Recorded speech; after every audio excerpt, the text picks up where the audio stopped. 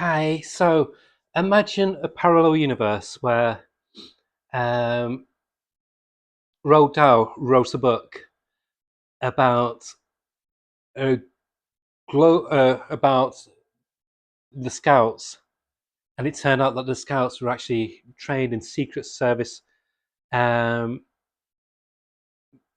machinations and missions. So they were trained on how to kill people, how to blow up buildings, how to become masters of disguise and stuff like that. It's like basically how to be like a world class spy. And then imagine that Wes Anderson decided that he'd want to direct this book. That's the closest you would get to this book, Black Badge, which is written by Matt Kindt and artwork by Tyler Jenkins. Now it's in this wonderful, it's a complete collection. This is Boom recently has been doing quite a number of books in this range. So let me just show you what I've got.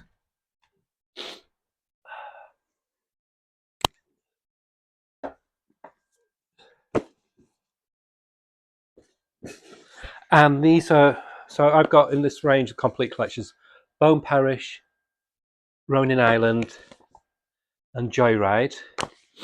And now I've got this one. So these collect like whole runs of series for a really reasonable price. So this is $19.99 for the full 12 issue series. So you get 300 pages for $19.99. Really, really cool price. Good price point to read a full book. And was glorious. Tyler Jenkins, I love Matt Kindt as a writer. I'm slowly learning to appreciate his artwork, but I still find it jarring because there's something very messy about it that just doesn't jibe well with me. But like I said, I'm learning to appreciate it more. It's more of a me thing than a Matt Kindt problem.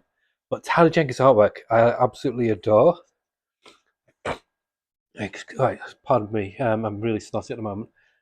He's like the weird offspring of Quentin Blake with the early '90s penmanship of John J. Muth. If you've ever read stuff like Blood at Ale, so he's got that messy, frenetic energy, but there's just something really appealing about his artwork. And he's coloured by his wife, Hilary Jenkins, so I think that works really well. When it's like with the Allreds, when you see their artwork, what they do together, when the wife colours the husband's artwork, it's like they understand the partner's art style and the colours palette, what they choose really matches it. This is absolutely wonderful. Matt Kindt does really good spy stories, and he always does spy stories which are very slightly off kilter. Um, he does them about things what you don't expect, so he can incorporate science fiction themes or other types of tropes into a standard spy story to make it more elevated. He did a great run on Ninjak, which was very, very classic formula like James Bond, but then elevated even further. And that's what he's done with this. This initially could have just, like I said, it reminds me of that Wes Anderson film. What's it, Camp? Not what it's called now. Yeah, it's gone, but you'll know what I mean. Uh, I think that was about Scouts actually, but it's got that kind of Wes Anderson kind of stylized flavour to it. I'll read what it says, the synopsis on the back. It says, I'm so childish. Willie was the first Boy Scout to get every merit badge offered except one. The one you don't get, the one you become, the Black Badge, a top secret branch set off to accomplish missions that adults never could.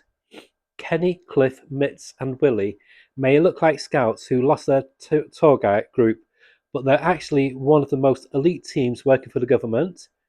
There are many, many secrets kept from them: the location of a long presumed dead former member, the roles of the other Rainbow Jamboree participants, and ultimately, the murder of one of their own. Intrigue abounds as the kids have to pick up a world made a mess by adults. And that just basically skims the surface of what's in this book. So, like I said, this Willie is a proper scout geek. He's got so many. He's got all the badges that you can get as a scout, but then there's this. What he's found out there's this one fabled mythical one called the Black Badge, and it turns out that's like a secret agency within um, the scout world. But there's others as well. There's like there's the white badge, pink badge, and other ones, and they all have different skills levels. And then it turns out there's this enemy camp as well, and there's all these machinations going on. and twists and turns. I got this yesterday and I finished it today. I just flew through it. I absolutely adored it. The art style is very, very pleasing to the eye. It's the energy of it makes it a joy to read. Matt Kindt's dialogue is just enough. He doesn't oversaturate a story point, and he lets the dialogue and the actions reveal the plots and twists. A lot of writers could learn from him, and you get invested in these young people, in these young teenagers' lives, and it's just something so magical about this book. Um,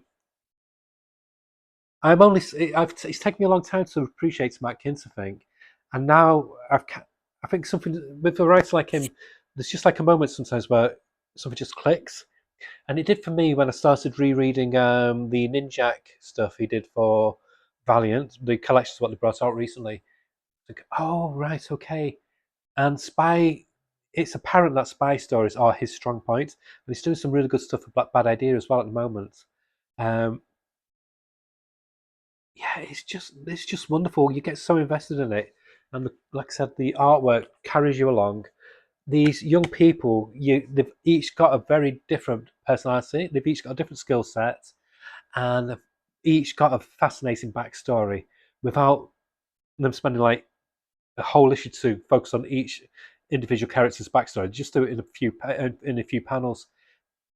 And then there's this really, really like plot twist that changes everything for the characters and changes everything for what you've read as well. And what I like about it, with some books, it finishes where the action finishes and that's it. This has a proper epilogue to a story. The final issue is the perfect epilogue with some. I don't know what they did here, but the color palette changed to like this painterly style, and it just become. I think it's kind of like just showing the colors show elevates the story because it shows how the story has changed. The epilogue, yeah, it was just. I don't. I'm keeping it as vague as possible because I don't want to just tell you something and if you go, oh, that sounds interesting, you don't read it. You need to honestly read it for the price that it's asking as well. It's very, very affordable. I got this on the Bezos site and it cost me £12.65. So it's very, very affordable. And it's not one of those when you finish and you think, oh, what a week ending. It has a proper conclusion, which you don't get with a lot of stuff. You don't get it in a lot of TV series. You don't get a lot of films. So you definitely don't get it with a lot of comics. But this one, it doesn't try to be clever. It's just fun. But it's fun with a brain as well. Some books are dumb fun. This isn't dumb fun. This is intricate in its plotting, in its twists, in everything about it. It's got this surreal element of where the scouts, but the scouts, but the secret agents. So it's got this nice sci-fi spy thriller kind of thing running through it. But it's also got like this lumberjanes kind of flavour as well, where it's about this group of people who are thrown together, these young teenagers thrown together who develop these natural friendships and bonds with each other, who understand each other more, and they realize that they're not creating the problems; the adults are creating the problems. It's wonderful. It's been on my radar for a bit, but I thought it was nothing what I expected. I like sometimes to go into a series blind, and I did do with this, and it paid off dividends. It really did. I would give this book a 9 out of 10. It's definitely one of the most fun books I've read this year, and I heartily recommend that you give it a try. If you've never been really read a Matt Kindt's book before, this would be a good introductory point because you read some of his other stuff like the mind management ones. They're good, but you can be a bit jarring because when you read something that he's done wholly, including him doing the artwork, it can be a bit woo because he's very, very different to a lot of say Marvel or DC writer artists. So this is like a good soft introduction to his style, and yeah, it's a really pitch perfect, fun adventure book. And yeah, 9 out of 10, heartily recommend it. This gets the Mandy seal of approval, and it's one of the best books I've read this year. Okay, bye.